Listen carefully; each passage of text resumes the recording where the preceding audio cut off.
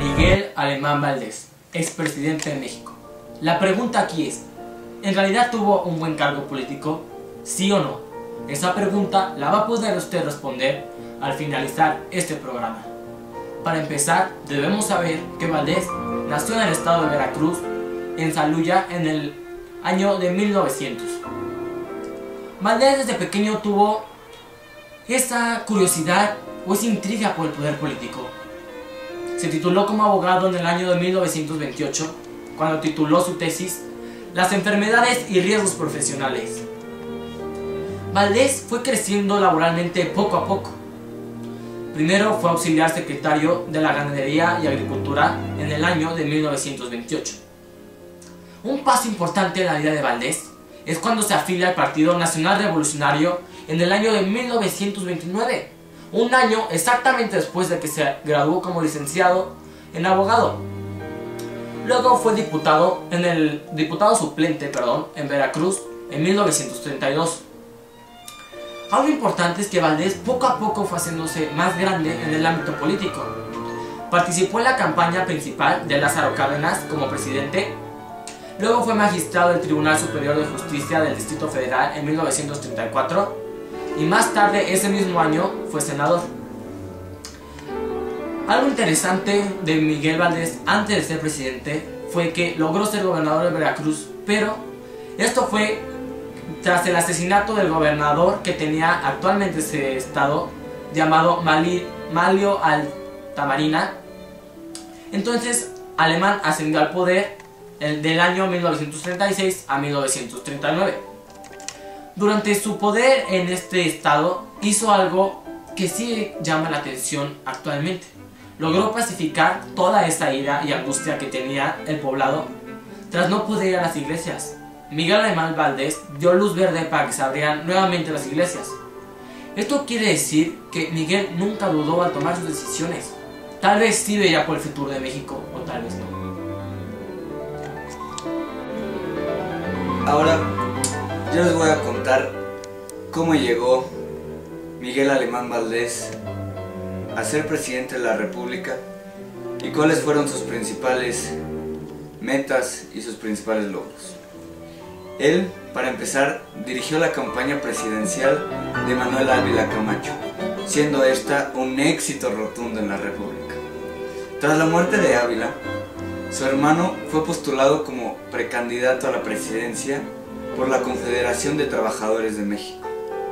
El partido, con nuevas siglas PMR, nombró a Alemán como candidato a la presidencia de la República. En estas elecciones, en 1946, Alemán ganó con el 77.9% de los pobladores de México. Esto fue una gran sorpresa para el candidato y para el partido mismo.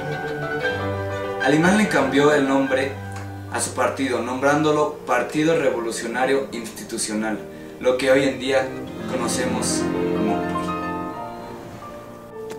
Miguel Alemán fue el primer presidente civil de esta nación. También fue el primer presidente en crear un gabinete mixto, un gabinete completo entre civiles de clase alta y baja. También vivió momentos desastrosos para la República Mexicana. La fiebre aftosa atacó el ganado, dejándonos a nosotros con una... no quiero ni pensarlo. Lo que lo llevó a crear la Comisión Nacional de Lucha contra esta misma fiebre. También, dentro de su política económica, se modificó el artículo 27, que fue muy importante.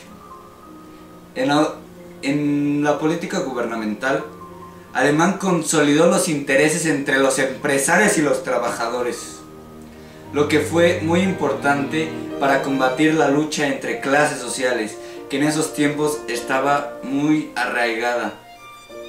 Había mucho sentimiento de lucha entre las clases. Nuestros tiempos fueron duros, hablando de lo económico. Miguel Alemán hizo que la deuda subiera 346 millones de dólares. No fue cualquier cosa, sino fue algo muy grave, haciendo que el peso se devaluara un 90%, haciendo que nosotros tengamos que pagar 8.56 pesos por dólar. Pero tuvo también algo bueno. En el ámbito educativo se creó el Instituto Nacional Pedagógico y el Instituto de Bellas Artes, uno de los palacios más hermosos que tenemos hoy en día en México y también uno de los mejores reconocidos internacionalmente. Miguel Alemán inauguró las primeras instalaciones de la Universidad Autónoma de México, haciéndola llamar Ciudad Universitaria. Tristemente, Alemán muere en 1983 de un ataque al corazón. Y esto nos queda con la duda. ¿Fue un gran hombre o fue un gran presidente?